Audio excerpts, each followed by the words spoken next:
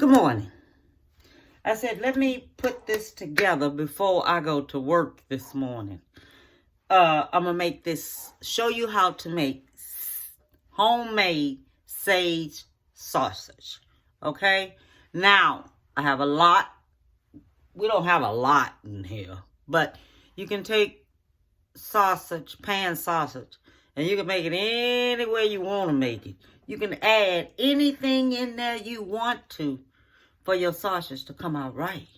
Okay? If you don't like sage or anything like that, put you some cayenne pepper if you want it a little spicy. Put you some maple syrup. If you don't want to use pork, use beef. Use any of that. Okay? So we're going to get started. I'm going to show you how we're going to mix this up. First off, what we have buttermilk. Okay? You're going to need buttermilk. You're going to need 1/4 of a cup of buttermilk. All right? You're going to need garlic powder. And with the garlic powder, all you need is 1/2 of a teaspoon of garlic powder. Black pepper. All you need is 1 teaspoon of black pepper. Oregano. All you need is 1/2 of a teaspoon of oregano. Sage. Okay, sage. You need 2 teaspoons of sage. Salt. You need 1 teaspoon of salt. Fine chopped onion. I'm using me 2 tablespoons. But if you just want 1 tablespoon, use it. I just want that oniony taste, so I'm using me 2 tablespoons. And I'm using, what else am I using? Cheese. Sharp cheddar cheese. I'm using 3/4 of a cup of sharp cheddar cheese. I wrote this on here so I don't forget what I'm doing. Okay, and we have ground pork. We have 1.21 pounds. Okay, you can use your pound if you want to or whatever, but I'm using this much. All right, so what we're going to do, we're going to take this here out of the package. Okay. And see, this way right here, you can make your own. And when you make your own, you can have it at home, serving a lot of people. And what you do, you don't want to squash it. Don't do that. Don't squash it. Don't squash it in there. Don't do that. Okay, so we're going to do the buttermilk. That's going in. Okay. The garlic powder. The black pepper. The chopped fine onion. When I say chopped fine onion, that's chopped fine onion. It's really, really small. Okay? Really, really small onions. All right? Really small onions. Chopped fine onion. All right? So that's going in. The salt. It's going in. The oregano. It's going in. The sage is going in. And the cheese. It's going in. Okay? Now what you're going to do with this here, you're going to mix this here up. Okay? Then when you mix this here up, you're going to take it and set it in the refrigerator. Me, myself, I think the best way to do this here is like let this here sit overnight. That's how you do it. You let it sit overnight so all the seasonings can go through. You can let it sit for 1 hour too, but if you want to pre-make it where all your seasonings are in there, let it sit overnight. Then you know for sure that everything is in there and you have it and it's just right. Okay? That's how you want to do it. So you're just going to stir it on up in here just like this. All right? So when we do it like this here, and we get it all mixed up really good, which I think it is now. All right, so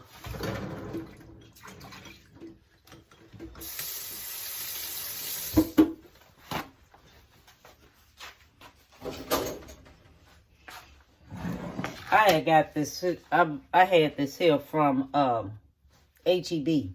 I had some cookies I had on. I think it's the best thing in the world to take and store things in the icebox when you want to make it. So what you're going to do now, you're going to make you some little thin little patties. About 1/2 inch. Okay? So you're going to make these little patties like this. 1/2 inch, not an inch. Pan size. Okay? Then you're going to sit them here.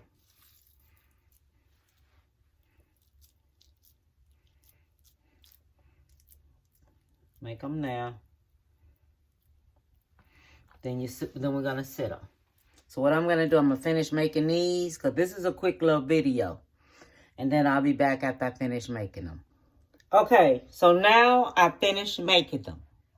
So since I finished making everything and all like that, so what we're going to do now, we're going to take this. See, this is what comes on top of it. So that's why I say if you have something that's really, really steady and it's good intact, keep it. It comes in handy. So I'm going to take this here, put this away in the refrigerator. Let it sit in the refrigerator for about 1 hour till I come home from work. And I guess I'll give them breakfast for dinner. I don't know yet. But I'm going to let these here sit. And then you can let them sit for 1 hour or you let them sit for a whole day. Sit all night. But this is a good little tray. I'm just overfatuated with this here tray because I can set things in there and let it season up. You know, and it's made out of real good. I got this here from HEB. You can ask HEB for these. They'll sell them to you for $2.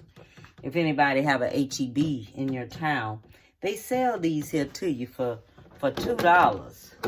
And I just think it's great. But let me close it up real good here. Then I'm going to show it to you. Because they sell them to you there. See how it's made? They sell them to you at HEB. So I just want y'all to know that. And you can close it up real good and everything and store things in here. Or bake something and take it with you or whatever.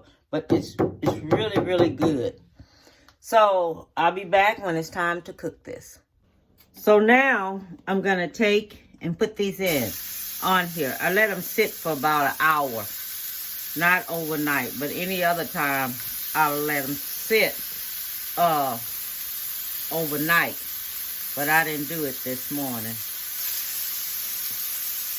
So all we're going to do is just fry these on up.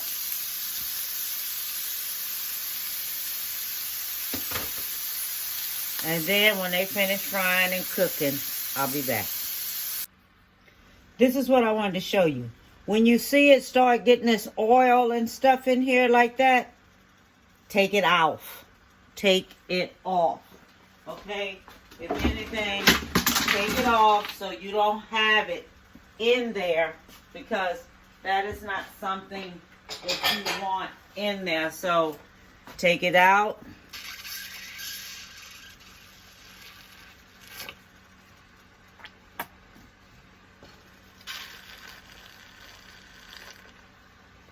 Okay, take it out so this here can fry on up. Because you don't want all that grease and everything all up in there. You want it to fry on the pan. So this is how I do mine. I take this here, all this here out. Because it's not serving me a purpose. Okay, so just remove this here fat from there. So it can go ahead on fry. But look how much it is. It's just too much. So you don't get you a good fry out of here like that. And I want it just to be on the skillet. And remember how I told y'all how to clean a cast iron skillet? Never no soap. Never put no soap in your cast iron skillet. Just let it soak in the water. And remove the stuff off, because the grease is what keeps your cast iron skillet good. Okay, look at all that in there. So the grease is what keeps this cast iron skillet really, really good. it's never clean your cast iron skillet with soap and water. It makes it all rust. And if you do have a cast iron skillet and it do have rust looking there, get you some spray oil or something and put it in there and just store it away. It'll come back. All right? Okay. I finished it. Let me show it to you. Look at it. These are home-cooked sausage. Okay? Home-cooked. And, oh my God, they turned out so good. So I want everybody, take a look at this. And what I want to tell you. Give someone a big hug. Tell them you love them. Hit subscribe. Hit like. And have a beautiful day. And I tasted this. Oh my God. Let me show you something. Look at it. Look at it. Look at this. Look at the onion. Look at the seasonings on it and everything. See? And you can just see the seasonings all in the inside. It is so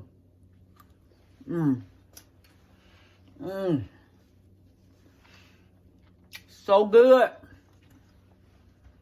So good. Have a good one. I love you. Bon appetit, baby.